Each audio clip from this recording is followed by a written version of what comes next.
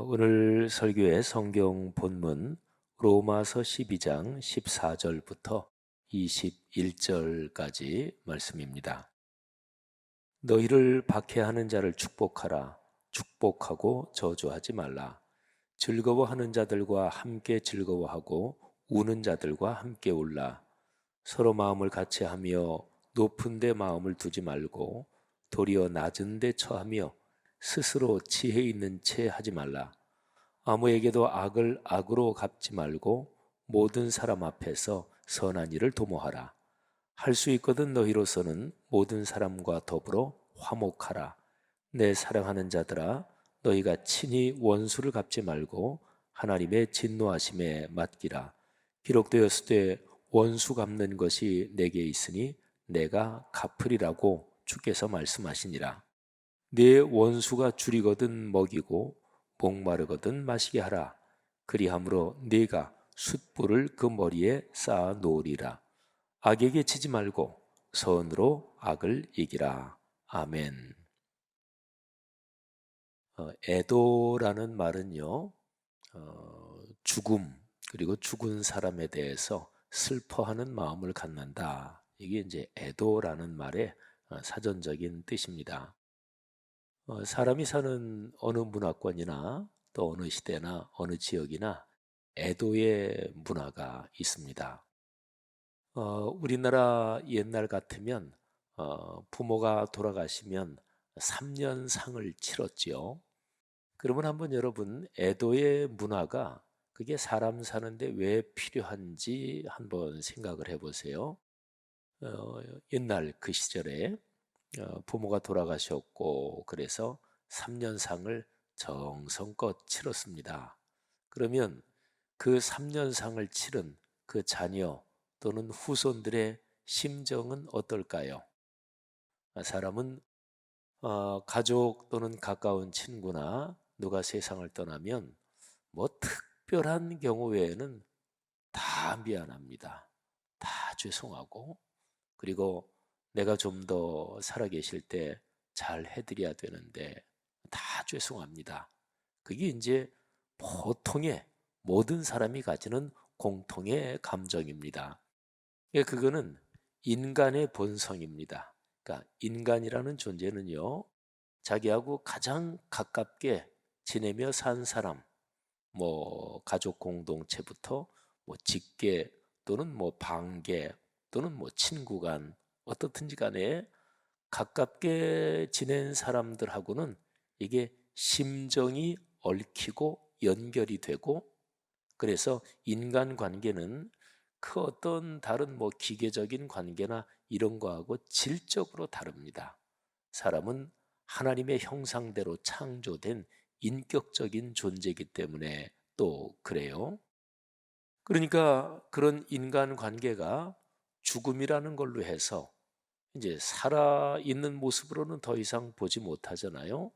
그러면 그 충격이 어떤 방식으로든지 살아있는 사람에게 그 충격, 여파가 미칩니다.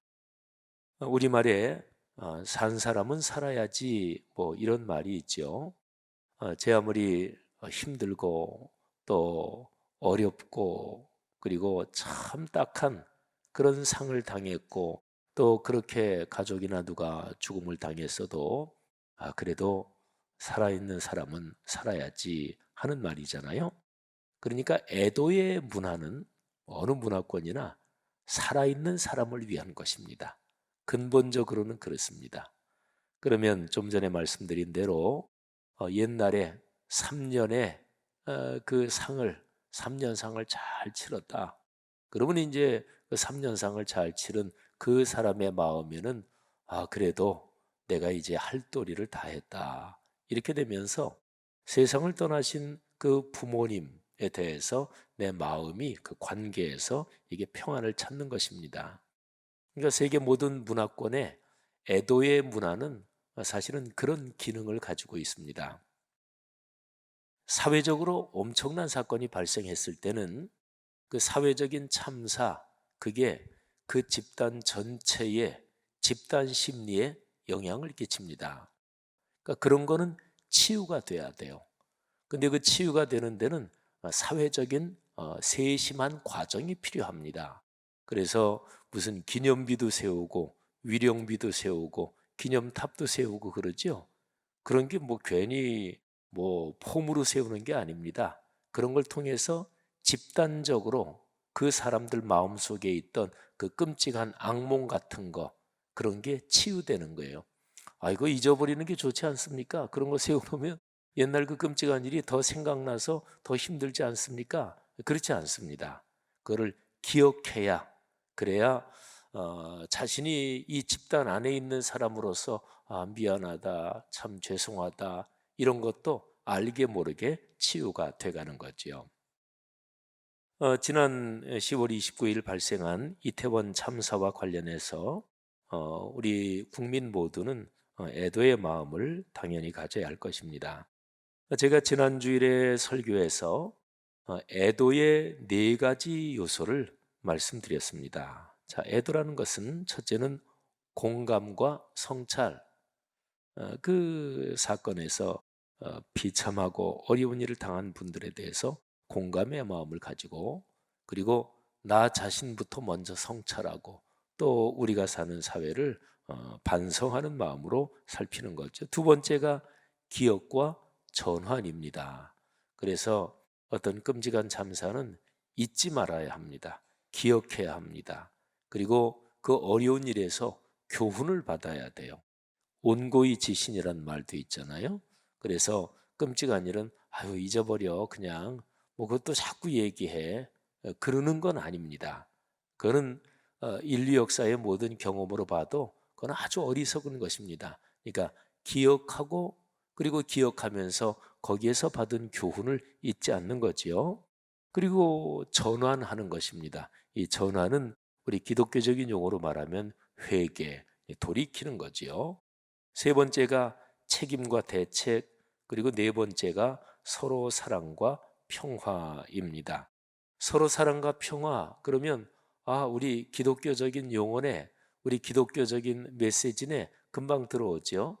그런데 이 네 번째 것만이 아니라 앞에 있는 세 가지가 다 기독교적인 시각에서 볼 때 애도에 포함되는 것이지요. 그리고 이제 앞에 세 가지는 기독교 신앙을 갖지 않은 일반 사람들, 사회적으로도 누구에게나 공감 갈 수 있는 얘기지요. 제가 지난주일 설교를 하면서 이태원 참사에 관해서 제가 세 번 계속 이어서 설교를 하겠습니다, 그렇게 말씀을 드렸지요. 지난주일, 그리고 오늘, 그리고 돌아오는 추수감사주일 설교까지 제가 세 번의 설교를 할 것입니다. 자, 오늘 성경 본문에는 제가 말씀드린 애도의 네 가지 요소 중에서 제일 마지막 거, 서로 사랑과 평화, 여기에 대한 내용이 로마서 12장 14절부터 21절에 들어 있습니다. 여러분, 이번에 이태원 참사가 나고 나서 우리 기독교적인 여러 단체들에서 추도 예배 드리고, 또 저도 CBS 방송이나 또 극동방송 이 관련 대담을 제가 나와달라 그래서 가서 대담도 하고 그랬는데, 우리 기독교적으로 가장 많이 사람들이 떠올리는 구절이 12장 15절 그 뒷부분에 있는 내용입니다. 우는 자들과 함께 울라. 그래서 무슨 대담 같은데도 이번 참사와 연관해서는 바로 이 표현을 이제 주제로 내걸고 대담하거나 또는 칼럼이나 글을 쓰시는 분들도 제일 많죠. 우는 자들과 함께 울라. 근데 이 구절이 로마서 12장 말씀에서 어떤 맥락에 있는지 그걸 한번 묵상해 보면 참 좋겠죠. 자, 그러면 이 본문에서 먼저 세 구절을 한번 보겠습니다. 14절, 17절, 그리고 마지막 21절입니다. 그런데 이 세 구절에는요, 악한 것에 대응하는 방법이 들어 있습니다. 우리가 사는 세상에는 악한 세력이 있잖아요. 죽음, 그러니까 재난이나 이런 거는 어떤 인격적인 거는 그런 존재는 아니지만 우리 삶을 위협하는 부정적이고 악하고 우리가 싫어하는 것들이잖아요. 그런 것까지 포함해서 성경에서는 그런 재난이나 뭐 참사나 그런 걸 일으키는 환경 상황을 인격적인 그런 존재로 그렇게 생각을 하는 그런 표현도 많이 있어요.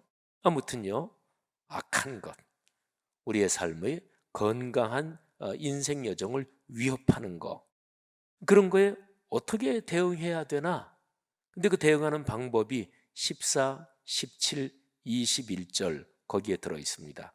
그런데 이 세 구절에는 각 구절마다 부정형 명령, 그러니까 이러이러한 것 하지 말아라, 부정형 명령이 들어 있고요. 그 다음에 긍정형 명령, 이러이러한 것을 해라, 이렇게 해라, 이렇게 두 개가 다 들어 있습니다. 자, 그러면 먼저 세 구절에서 부정형 명령을 한번 보겠습니다. 자, 제가 14절부터 21절까지 왼쪽에는 절수를 쭉 다 적어 놨어요. 그리고 우리가 지금 세 절만 보는 거니까 세 절만 이렇게 표시해 놨고, 그리고 세 절 안에서도 부정형 명령, 이거를 제가 굵은 글씨로 강조했고, 그리고 밑줄까지 쳐놨지요.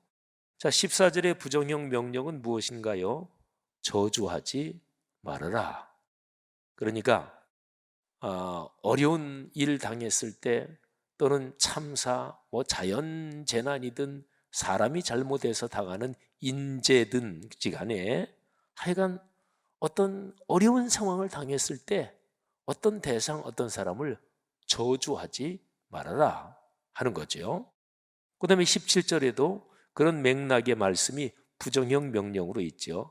아무에게도 악을 악으로 갚지 말아라. 자, 그리고 21절에 보면 악에게 지지 말라.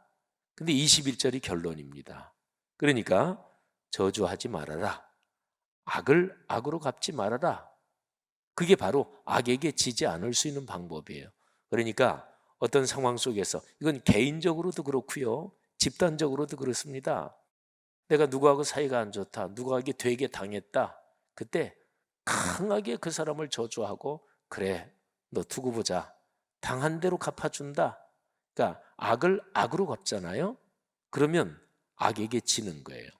자, 아무튼 세 가지 부정형 명령: 저주하지 말라, 악을 악으로 갚지 말아라, 악에게 지지 말아라. 자, 그러면 방금 묵상한 세 구절에서 이제는 긍정형 명령을 보겠습니다. 긍정형 명령, 거기에는 악을 이길 수 있는 기본 전략이 거기에 담겨 있습니다. 자, 화면을 보면 똑같은 건데 제가 굵게 그리고 밑줄 친 거, 그거를 긍정형 명령으로 옮겼어요. 자, 14절, 너희를 박해하는 자를 축복하라. 긍정형이죠.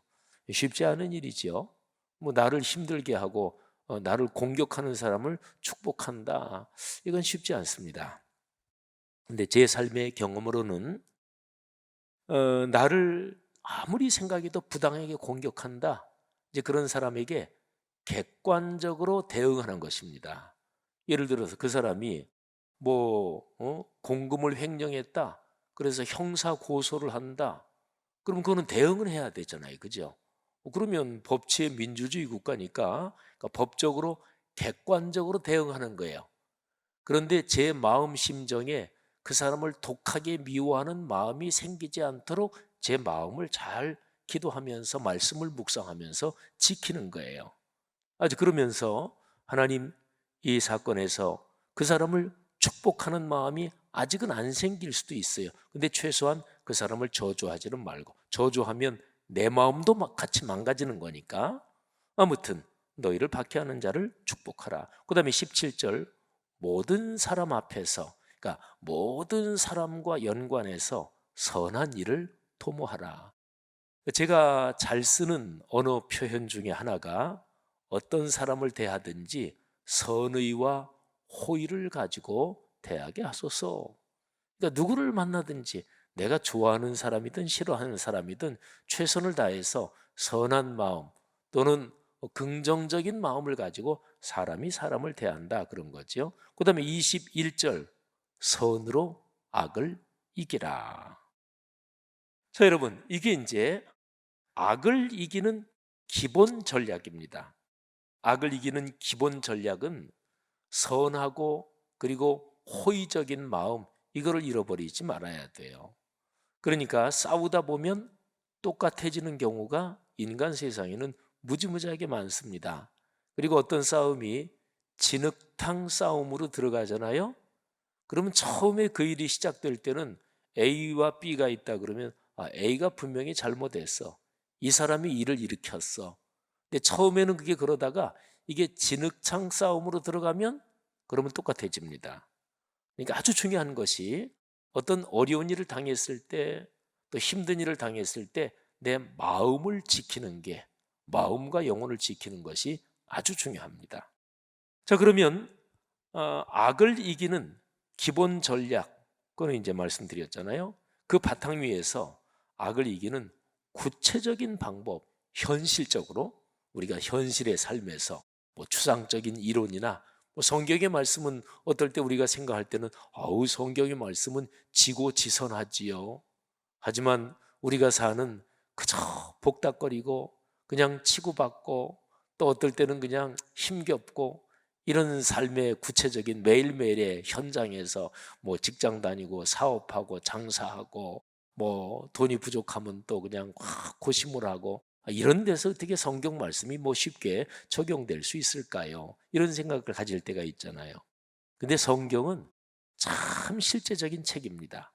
오늘 여기 말씀에서 그러면 악을 이기는 기본 전략 그 바탕 위에서 악을 이기는 구체적인 방법, 현실에서 그건 어떤 것일까요? 그게 오늘 성경 본문에 나와요.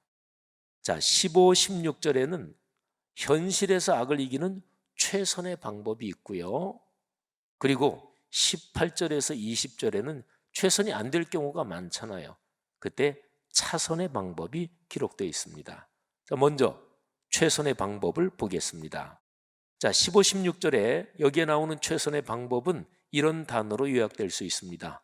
공감하고 포용하고 연대하는 것입니다. 자, 15절 말씀에 저 유명한 구절이 그런 거예요. 즐거워하는 자들과 함께 즐거워하고 우는 자들과 함께 울라.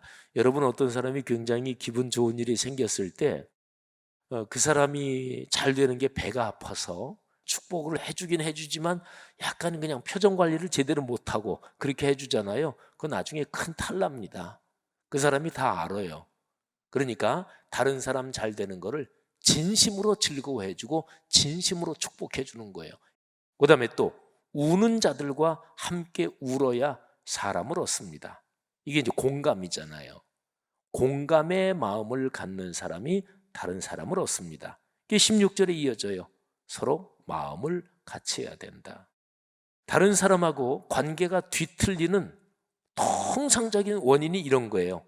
높은 데 마음을 두고 스스로 지혜 있는 척. 우리 주는 것 없이 미운 사람이 있잖아요. 그 사람은 자기 잘났다 그래. 그리고 아우 자기 말이 언제나 맞아.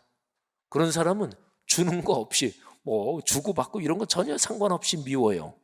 그러니까 그렇게 하지 말아라. 공감해라. 다른 사람의 즐거움, 뭐 배 아파하지 말고 진정으로 축복해주고 그리고 어려움은 같이 좀 위로해주고 그렇게 포용해라. 그러면 거기에서 연대가 생깁니다.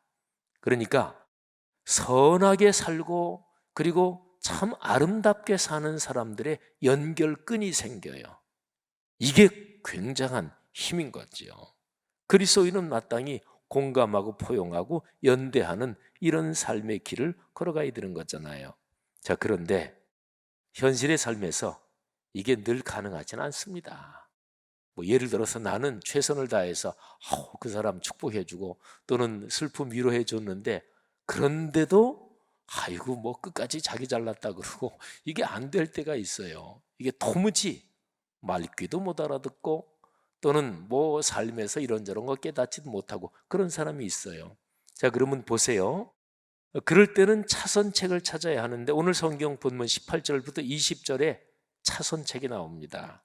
자, 차선책. 이거는 마음과 삶의 품위를 지키는 거예요. 자, 18절에 이렇게 기록되어 있어요. 할 수 있거든. 너희로서는 모든 사람과 더불어 화목해라. 그러니까 할 수 있는 한도 내에서 최선을 다해서 하되 그렇게 화목해라. 그 얘기는 거꾸로 하면 제가 그 밑에 써놨어요.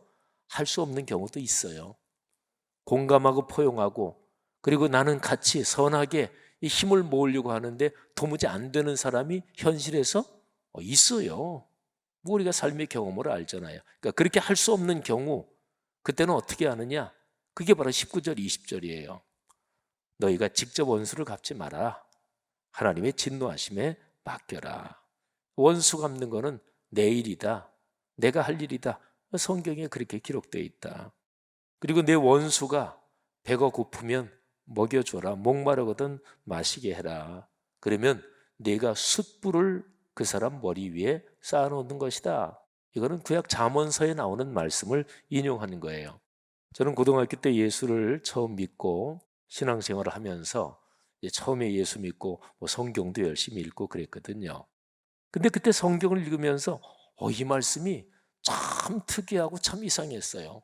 그러면서 그림이 이렇게 상상이 되잖아요. 어떤 사람이 있는데 그 사람 머리에 숯불을 쌓아 놓으라. 아주 굉장히 참 이상하기도 하고 이게 무슨 뜻일까? 이렇게 생각했던 그런 구절인데요. 그런데 이게 말하자면 차선책입니다. 근데 여기에서 아주 중요한 게 있습니다. 이 차선책에서 원수 갚는 거 직접 하지 말고 하나님이 갚으실 거야. 또는 선하게 해줘. 우리말로 말하면 미운 놈 떡 하나 더 줘. 이거하고도 비슷하다고 볼 수 있죠. 그러면 그게 그 사람 머리에 숯불을 쌓아놓는 거하고 똑같은 거야. 그러니까 그 사람이 그렇게 선대해 주는데도 계속해서 깨닫지 못하고 또는 악하게 하면 하나님이 그 사람을 무섭게 치신다. 뭐 이런 얘기죠. 그런데 이 차선책을 잘 보세요. 여기에서 아주 중요한 게 제가 거기에 써놓은 대로 마음과 삶의 품위를 지키는 거예요. 마음의 품위를 잃어버리면 안 돼요. 삶의 품위를 잃어버리면 안 됩니다. 그러니까 내 마음이 미움, 그리고 증오, 그리고 독한 게 마음에서 막 나오고 이렇게 내 마음을 내버려 둘 수는 없는 것입니다. 자, 여러분 로마서 12장 말씀을 이렇게 묵상하면서 애도의 네 가지 요소 중에서 맨 마지막 서로 사랑과 평화 이거를 향해 어떻게 걸어가야 될지 로마서 이 말씀에서 우리가 한번 묵상한 거예요. 근데 애도의 네 가지 요소 중에서 세 번째 책임과 대책 여기에 대해서 잠깐만 생각해 보겠습니다. 자, 어떤 사건이 발생했을 때 책임 소재를 분명히 하는 것은 당연한 것이고 마땅한 것이고 그렇게 해야 돼요.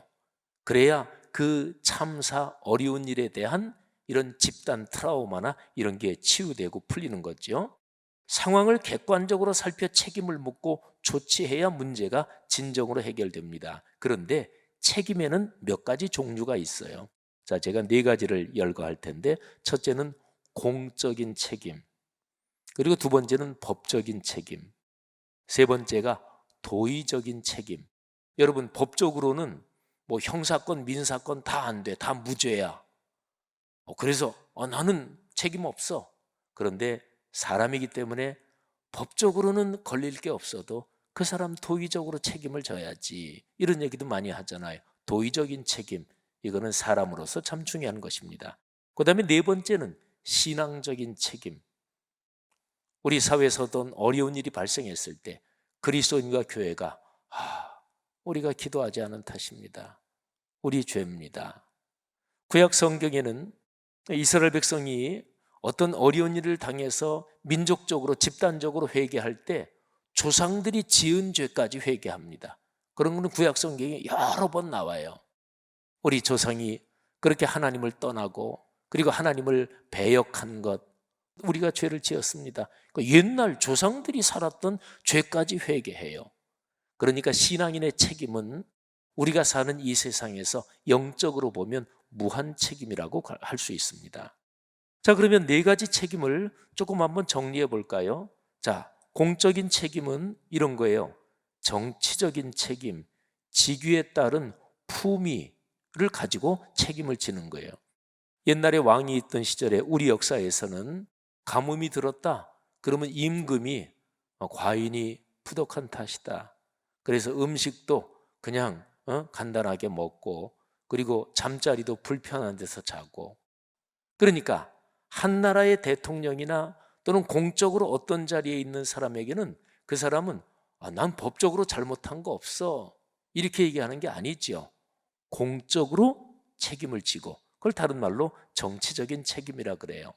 그래서 서양 역사에서 노블리주 오블리제 하는 그 말이 그건 거예요. 그러니까 사회적으로 다른 사람보다 더 많이 배웠고 또는 귀족 신분에 있고 더 많이 가졌고 그런 사람은 사회적인 모든 거에 대해서 당연히 책임이 있다, 이제 그 뜻이잖아요. 이게 바로 공적인 책임이요, 또 우리 사회에서 많이 쓰는 말로는 정치적인 책임이에요. 그러니까 공적인 책임 의식이 없는 사람은 사실은 공인의 자격이 없는 거지요. 이번 이태원 참사에서 가장 아쉬운 점이 이겁니다. 대통령을 비롯해서 행정안전부 장관, 서울시장, 경찰청장, 용산경찰서장 또는 용산구청장, 이런 이 참사에 직접적으로 연관이 있는 이 공적인 직무에 있는 사람이 공적인 책임에 대한 게 너무 미숙했고 너무 늦었어요. 윤석열 대통령이 좀 참사 나자마자 이게 전적으로 다 행정부의 책임이고 또 국가의 수반으로서 참 제가 부족했습니다, 이랬으면 얼마나 좋았겠어요. 그게 바로 공적인 책임이에요. 그 다음에 두 번째는 법적인 책임이에요. 이거는 인과관계의 책임입니다. 법은 그렇잖아요, 그죠?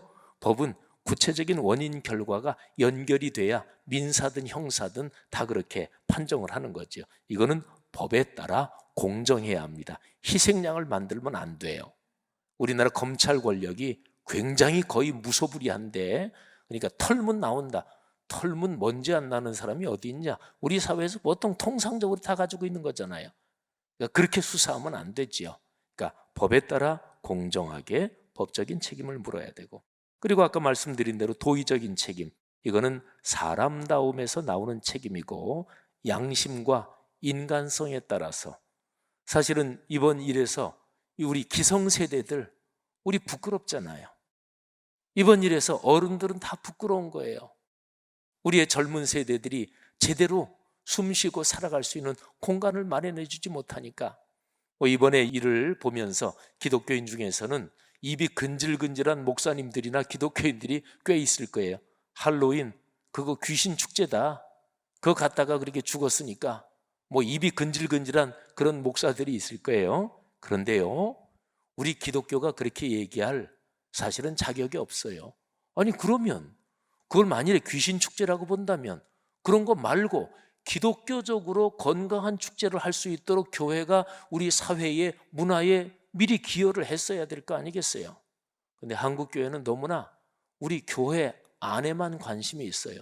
우리 교회 숫자 늘어나는 거, 우리만 관심이 있어. 이 사회적인 모든 거를 끌고 가는데 한국 교회가 너무나 미숙한 거예요. 아무튼 도의적인 책임, 그리고 말씀드린 대로 신앙적인 책임, 그리스도인다움에서 나오는 책임이고, 그리고 하늘아버지의 심정으로 오늘의 세계를 바라보면서 책임을 느끼고 또 기도하고 또 그렇게 헌신하며 살아가는 거지요.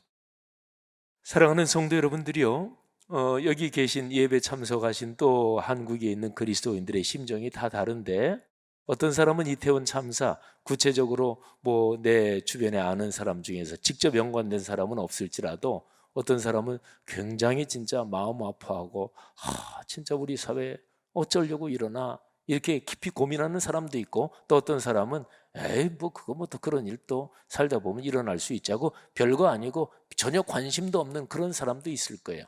적어도 우리 그리스도인은 이 참사를 신앙적인 시각으로 어떻게 봐야 되지, 또 성경은 뭐라고 말씀하는 거지, 이런 거를 잘 정리할 필요가 있는 거죠. 하나님께서 오늘날 우리 한국 사회에서 그리스도인과 교회가 성경 말씀에서 가르치신 그 가르침에 따라서 이 사회 전체에 대해서 하늘아버지의 마음으로 끌어안으며, 그리고 이태원 참사 그 상황이 잘 해결될 수 있는데 교회와 그리스도인이 중요한 역할을 하고 또 잘 섬기기를 주의 이름으로 축원합니다. 인생 여정 걸어가는데 우리 교회 성도 여러분들, 하나님께서 악한 자 만나지 않게 하시고 사고 참사에서 지켜주시기를 주의 이름으로 축원합니다. 주기도문에 악에 빠지지 않고 이 표현이 있죠. 그건 다르게 번역하면 악한 자를 만나지 않게 하시고, 이렇게도 번역할 수 있어요. 그러니까 악에 빠지지, 요 악을 인격화시켜서 악한 자를 만나지 않게 하시고, 그 헬라어는 그렇게도 번역할 수 있거든요.